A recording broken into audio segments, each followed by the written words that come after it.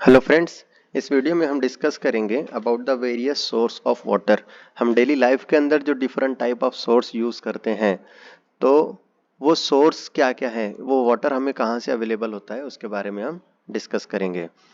तो मेनली अगर हम क्लासीफाई करें तो जो सोर्स है वाटर का वो दो टाइप का होता है। एक होता है सरफेस सोर्स और एक होता है सब surface source. Surface source means ऐसा सोर्स जो ग्राउंड सरफेस के ऊपर है, उन सोर्सेस को हम बोलते हैं सरफेस सोर्स। उसके एग्जांपल्स है पॉन्ड्स और लेक्स हो गया, स्ट्रीम्स एंड रिवर्स हो गई, स्टोरेज रिजर्वायर या तो फिर ओशंस। लेकिन ओशन को हम as a generally source of water use नहीं करते, क्योंकि हमें पता है कि जो ओशन वाटर की जो क्वालिटीज़ होती है वो बहुत ही ज़्यादा डिफरेंट होती है। हमारी जो डेली लाइफ के जो यूजेस हैं उसके लिए वो सूटेबल नहीं है, इसीलिए हम ओशन को इतना यूज़ नहीं करते।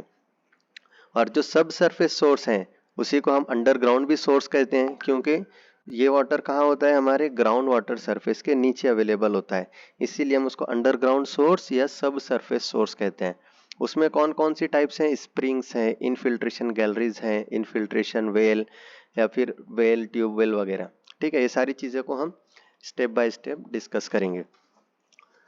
Most of the Earth's water source get their water supply from the precipitation. Precipitation मतलब क्या, जो रेनफॉल होता है उसी को हम बोलते हैं प्रेसिपिटेशन। जो बारिश हो रही है उसी को हम प्रेसिपिटेशन कहते हैं।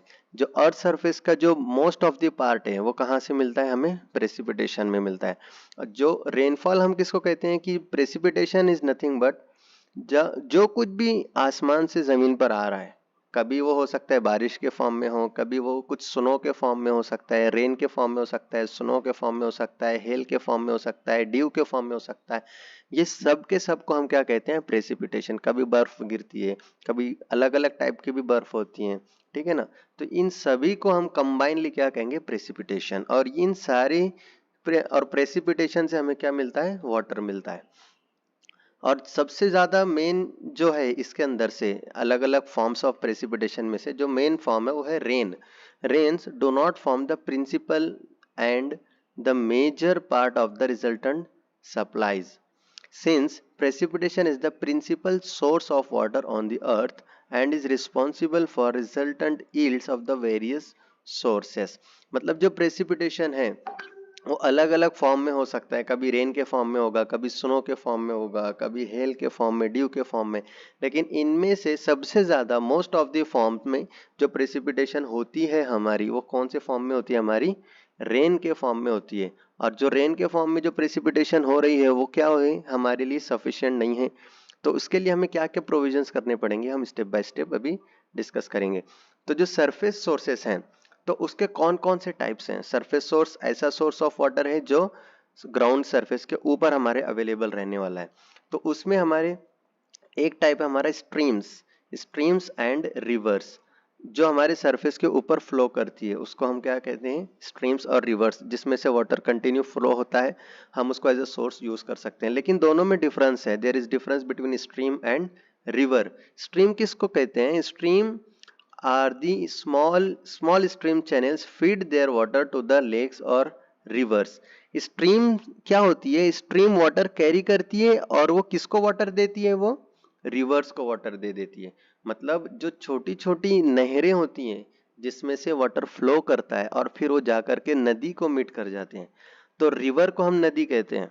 ठीक है, बड़ी होती है साइज के अंदर, लेंथ के अंदर, विड्थ के अंदर, डेप्थ के अंदर। और जो स्ट्रीम्स होती हैं वो छोटी होती हैं, जिसमें से छोटी सम क्वांटिटी में वाटर ट्रैवल करता है और वो वाटर कैरी फॉरवर्ड हो जाता है किसको, रिवर को। तो ये दो डिफरेंस, ये छोटा सा डिफरेंस है स्ट्रीम और रिवर के अंदर।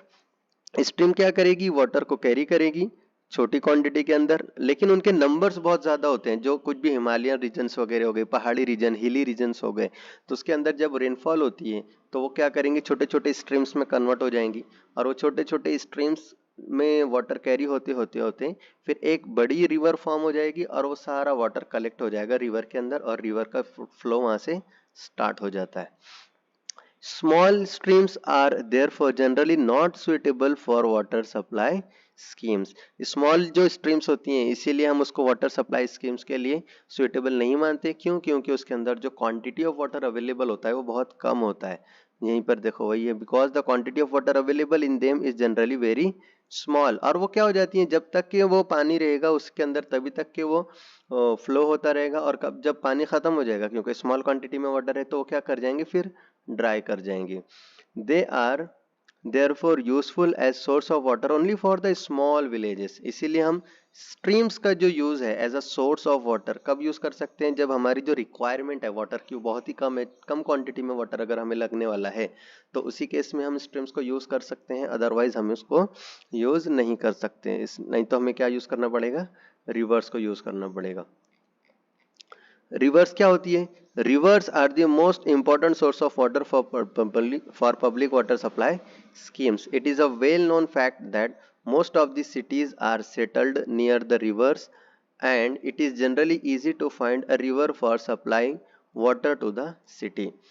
कोई जो बहुत बड़ी सिटी है, कोई रेसिडेंशियल एरिया है, तो उस सिटी को वाटर सप्लाई जब हमें करना रहेगा, तो उसके लिए जो हम सोर्स यूज करेंगे, तो ऑब्वियसली स्ट्रीम्स को हम यूज नहीं कर सकते, हमें रिवर्स को ही यूज करना पड़ेगा। क्योंकि रिवर्स में क्या होता है कि उसकी जो क्वांटिटी होती है वाटर कैरी करने की, और उसमें जो अवेलेबल क्वांटिटी ऑफ वाटर होता है वो ज़्यादा होता है। तो इसीलिए हम जो पॉपुलेशन हमारी ज़्यादा है, क्वांटिटी रिक्वायर्ड ज़्यादा है, तो उस केस में हम क्या करते हैं, रिवर वाटर यूज़ करते हैं। और जनरली क्या होती है, हमारी जो सिटी का जो लोकेशन होता है वो कहाँ पर लोकेटेड होती है, वो जनरली सिटीज कहाँ पर होती है, रिवर के आजू बाजू में ही होती है, बैंक ऑफ द रिवर्स पर ही लोकेटेड होती हैं। इसीलिए हम क्या करते हैं कि रिवर वाटर यूज करते हैं। अब रिवर भी दो टाइप की हो सकती है, एक तो रिवर पेरेनियल हो सकती है, या तो फिर नॉन पेरेनियल हो सकती है। तो पेरेनियल रिवर किसको कहते हैं, कि perennial rivers are those rivers which, जिसके अंदर जो वाटर अवेलेबल है वो पूरा throughout the year continuous में फ्लो होता रहे। Perennial rivers are those in which the water is available throughout the year। पूरे पूरे साल में उस रिवर के अंदर अगर वाटर फ्लो कर रहा है 12 मंथ्स ऑफ द ईयर, तो उस रिवर को हम क्या कहते हैं, पेरेनियल रिवर्स। अब पेरेनियल रिवर है, साल भर उसमें पानी बह रहा है, तो क्या रीजन की वजह से, तो जब रेनी सीजन रहेगा तो उसमें तो रेन वाटर की वजह से रिवर में फ्लो कंटिन्यू होता रहेगा। अब जब गर्मी रहेगी, समर सीजन रहेगा, तो उसमें तो बारिश नहीं होती, रेन नहीं होती, प्रेसिपिटेशन नहीं होता, तो उसमें फिर फ्लो कैसे क्या पॉसिबल हो रहा है, तो उसमें फ्लो पॉसिबल हो रहा है ओनली बिकॉज ऑफ द जो स्नो वगैरह है उसका जो मेल्टिंग हो रहा है, वो मेल्टिंग होने की वजह से उसमें वाटर का फॉर्मेशन हो रहा है, और वो वाटर जो फॉर्म हुआ वो रिवर के अंदर कंटिन्यू फ्लो कर रहा है। इसीलिए उस रिवर को हम क्या कहते हैं, पेरेनियल रिवर्स। ऐसी रिवर्स जो थ्रू आउट द ईयर उसके अंदर वाटर अवेलेबल है। और नॉन पेरेनियल रिवर्स हम किसको बोलेंगे, non perennial rivers are those rivers जिसके अंदर पूरे साल में वाटर फ्लो नहीं करता। जब रिवर में कुछ तो प्रेसिपिटेशन वगैरह हुआ, रेनफॉल वगैरह हुई, तो वाटर फ्लो करता है, और जब रेनफॉल नहीं होती तो फिर उसके अंदर वाटर अवेलेबल नहीं होता, तो उसको हम कहते हैं नॉन पेरेनियल रिवर। ऐसे दो टाइप के रिवर्स होती हैं, perennial river and non perennial river. अब अगर नॉन पेरेनियल रिवर है और हम उसको यूज कर रहे हैं, non perennial reverse can be use for the source of water supply by providing storage on the upstream of the intake works. अब अगर हम जो कोई भी हमारी सिटी है और वो वहां पर जो रिवर है वो non perennial type of river है, तो उस रिवर को हम as a source of water अगर यूज कर रहे हैं, तो जिस जब तक वाटर अवेलेबल रहेगा तब तक तो हम यूज कर लेंगे, और फिर जब वाटर अवेलेबल नहीं रहेगा तो उस केस में क्या करना, तो उसके लिए हमें वहां पर क्या करना पड़ेगा, कंस्ट्रक्शन ऑफ डैम्स करना पड़ता है। ऐसी जगह पे हम क्या करेंगे, डैम को कंस्ट्रक्ट करते हैं। डैम्स की वजह से क्या होता है कि उसकी जो अपस्ट्रीम साइड होती है वहां पर क्या हो जाता है, वाटर का स्टोरेज अवेलेबल हो जाता है, और वो स्टोर्ड वाटर हम ऐसे टाइम पर यूज करेंगे जब वाटर रिवर में अवेलेबल नहीं रहेगा। तो ये एक अल्टरनेट सॉल्यूशन है हमारा, ठीक है। The quality of water obtained from the river is generally not reliable.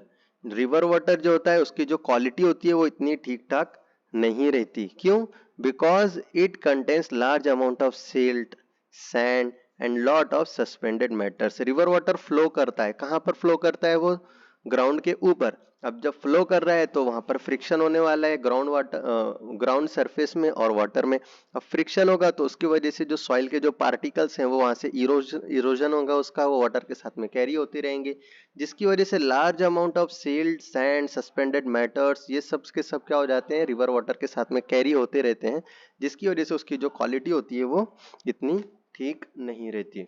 The disposal of the untreated और treated sewage into the rivers is further liable to the contamination.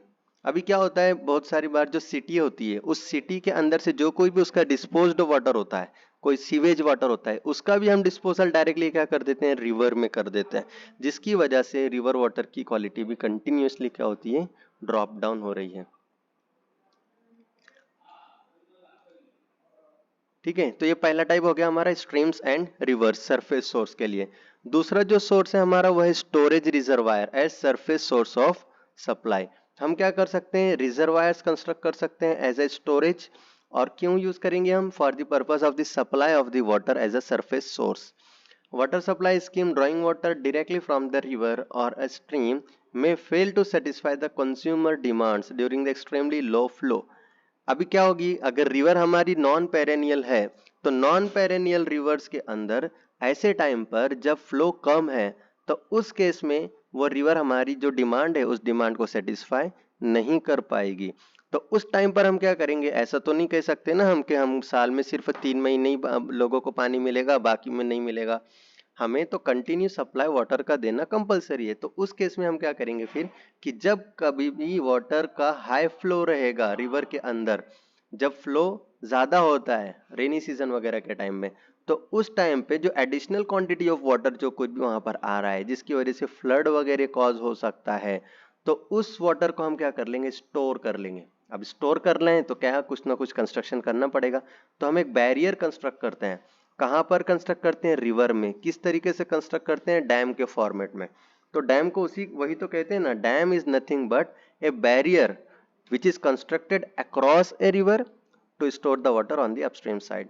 Dam कहाँ पर construct होता है, river में, और एक barrier के form में कंस्ट्रक्ट होता है, और फिर उसके अपस्ट्रीम साइड में क्या हो जाता है, स्टोरेज हो जाता है वाटर का। उसी को हम स्टोरेज रिजर्वायर बोलते हैं। दिस पूल और artificial lake formed on the upstream side of the dam. जो डैम हमने कंस्ट्रक्ट किया, मान लो ये ऐसे रिवर का फ्लो हो रहा था, इस रिवर के फ्लो में हमने यहाँ पर एक डैम ऐसे कंस्ट्रक्ट कर दिया, बैरियर कंस्ट्रक्ट कर दिया, तो यहाँ पर क्या होगा, एक पूल हो जाएगा, एक रिजर्वायर क्रिएट हो जाएगा। तो ये जो पूल बन गया हमारा, इसको हम क्या कहेंगे, storage reservoir. The quality of this reservoir water is not much different from that of the natural lake. इस और यहाँ पर जो रिजर्वायर है हमारा, स्टोरेज रिजर्वायर, इसके अंदर जो क्वालिटी अवेलेबल रहेगी हमारी, वो कैसी रहेगी हमारी, वैसी रहेगी जो कि रिवर वाटर की क्वालिटी रहेगी, सेम वैसी रहेगी। ज़्यादा कुछ डिफरेंस हमें देखने को नहीं मिलेगा। मतलब हमें उसके ऊपर सफिशिएंट ट्रीटमेंट देने की ज़रूरत है। Quality and quantity of water surface source and their usefulness for the public water supply schemes. Quantity, सबसे पहली बात, दो चीजें हम यहाँ पर डिस्कस करने वाले हैं इस टॉपिक के अंदर, क्वालिटी और क्वांटिटी। किसकी, सरफेस वाटर की। जो सरफेस वाटर हमें मिलने वाले हैं डिफरेंट सोर्सेज से, स्ट्रीम से, रिवर से, या तो फिर स्टोरेज रिजर्वायर से, तो हमें कितनी क्वांटिटी में मिलेगा। क्वांटिटी जो अवेलेबल है ये किसके ऊपर डिपेंड रहेगी, actually this will be depend upon the rainfall. जो कोई भी रेन हो रही है हमारी, वही वाटर तो है जो स्ट्रीम के अंदर फ्लो कर रहा है और रिवर के अंदर फ्लो कर रहा है। तो जितनी भी रेनफॉल होगी उतनी ही क्वांटिटी में हमारा वाटर अवेलेबल रहेगा। और एक बात यह है कि इंडिया के अंदर जितनी भी रेनफॉल हो रही है, ऑन एन एवरेज देखा जाए तो हर साल हमारी रेनफॉल सफिशिएंट रहती है। ऐसा बिल्कुल भी नहीं है कि रेनफॉल बहुत कम हो रही है, हमें कुछ प्रॉब्लम की बात है। लेकिन सफिशिएंट रेनफॉल होने के बाद में भी फिर हमें प्रॉब्लम्स क्यों होते हैं, वाटर की अवेलेबिलिटी में क्यों प्रॉब्लम है, उसका रीजन ये है कि जो रेनफॉल हो रही है क्वांटिटी तो बराबर है, लेकिन ये यूनिफॉर्म नहीं है, ये रेगुलर नहीं है। जब हमें रिक्वायर्ड है जब नहीं होती, जब जरूरत नहीं होती तब होती है। क्वांटिटी तो सेम है, जैसे हमें खाना खाना है, हम खाना खाते हैं 10 निवाले, लेकिन एक साथ हम खाना खाते हैं, जब भूख लगेगी हमें तभी खाना चाहिए 10 निवाले, जब भूख नहीं लगी हुई तब खा रहे हैं, जब बहुत ज्यादा भूख लगी हुई तब सिर्फ एक ही निवाला खा रहे हैं। तो ये क्या हो गया, इसको कहते हैं नॉन यूनिफॉर्म और रेगुलर नहीं है। तो क्वांटिटी तो सेम है, 10 निवाले जितना खाना था उतना तो खा रहे हैं, लेकिन जब जरूरत होती तब नहीं खा रहे हैं, वैसी वाली बात हो गई। इंडिया में जो क्वांटिटी है वो तो सेम है, लेकिन वो क्या हो रही है कि यूनिफॉर्म नहीं है और रेगुलर नहीं है पूरे थ्रू आउट द ईयर। इसीलिए हमें क्या होता है, ये वेरिएशन, ये प्रॉब्लम्स को फेस करना पड़ रहा है। तो अवेलेबल फ्लो जो कुछ भी है हमारे स्ट्रीम चैनल के अंदर या रिवर्स के अंदर, तो या तो टू रहेगा, टू हाई रहता है, इतना ज्यादा होता है कि उसको कंट्रोल करना बहुत ज्यादा प्रॉब्लम हो जाते हैं, फ्लड्स वगैरह कॉज हो जाते हैं, या तो फिर इतना कम हो जाता है कि उसकी वजह से स्कैर्सिटी हो जाती है। तो इसीलिए हम क्या करते हैं, फिर स्टोरेज रिजर्वायर, डैम्स वगैरह हम कंस्ट्रक्ट करते हैं, जिसके बारे में अभी हमने डिस्कस किया। तो ये बात तो हो गई हमारी क्वांटिटी की। क्वांटिटी क्या होती है, सेम होती है, लेकिन क्या है, ये क्वांटिटी नॉन यूनिफॉर्म है, रेगुलर नहीं है। क्वालिटी की अगर बात करें तो जो कोई भी सरफेस सोर्स है उसकी जो क्वालिटी है वो क्वालिटी क्या होती है, एक्चुअली इतनी रिलायबल नहीं है। क्यों रिलायबल नहीं है? बिकॉज जो रेन वाटर है, एक्चुअली जो रेन वाटर जो बारिश के फॉर्म में हमें ड्रॉप हो रहा है फ्रॉम द स्काई, वो तो बहुत ही ज्यादा प्योर होता है। This is the 100% pure water. उससे ज्यादा प्योर वाटर तो हमें पूरे वर्ल्ड में कहीं नहीं मिलेगा। That is the purest form of the water. लेकिन जैसे ही वो वाटर ड्रॉप कर जाता है और सरफेस पर मीट करता है ग्राउंड सरफेस के ऊपर, तो फिर वो क्या हो जाता है, पॉल्यूट हो जाता है। अब कैसे पॉल्यूट हो जाएगा? जैसे ही वो सरफेस पे ड्रॉप करेगा, धीरे धीरे वो सॉइल्स के साथ में मिक्स होगा, तो सॉइल के पार्टिकल उसके अंदर ऐड हो जाएंगे, फिर वो ट्रैवल करता हुआ रिवर में पहुंचता है। रिवर के अंदर फिर वो पॉल्यूट हो जाता है, गैसेस वगैरह उसके अंदर ऐड हो जाती है, डस्ट वगैरह ऐड हो जाते हैं, एटमॉस्फेयर से भी उसके अंदर कुछ चेंजेस हो जाते हैं हमारी इंडस्ट्रीज की वजह से, कार्बन डाइऑक्साइड, कार्बन मोनोऑक्साइड वगैरह वगैरह उसके अंदर ऐड हो जाते हैं। तो जिसकी वजह से उसके अंदर जो क्वालिटी होती है वो क्या हो जाती है, चेंज हो जाती है। और भी क्या हो जाता है, बहुत सारी बार ये ड्रेन वाटर उसके अंदर हमारे रिवर में ऐड हो जाते हैं, उसकी वजह से उसमें चेंजेस हो जाते हैं।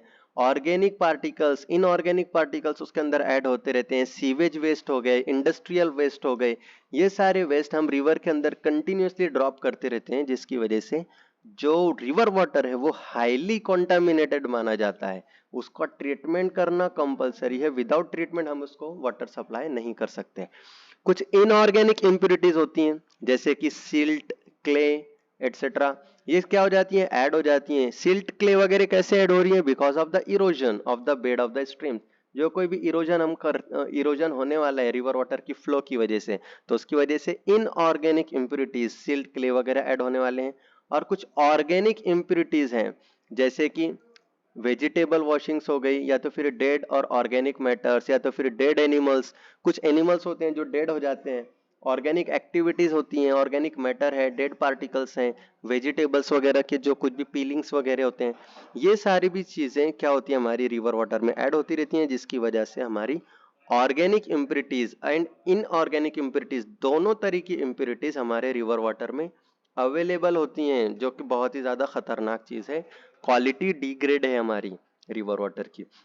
The inorganic suspended matter, though largely present in the direct river or stream water, gets settled considerably in the still water of the lake, pond and the reservoir.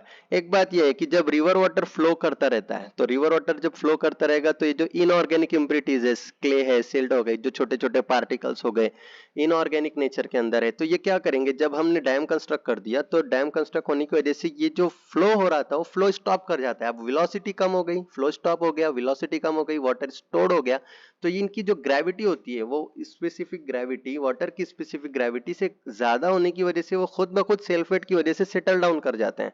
अब ये बॉटम पे सेटल डाउन कर गए silt, clay वगैरह के particles, तो ये तो इनकी जो क्वांटिटी है वो थोड़ी सी कम हो जाती है। लेकिन जब वाटर स्टैंड बाय कंडीशन में आ जाता है, उसकी वेलोसिटी कम हो जाती है ना, तो वहां पर अलगी, वीड और प्लांट वगैरह का ग्रोथ स्टार्ट हो जाता है।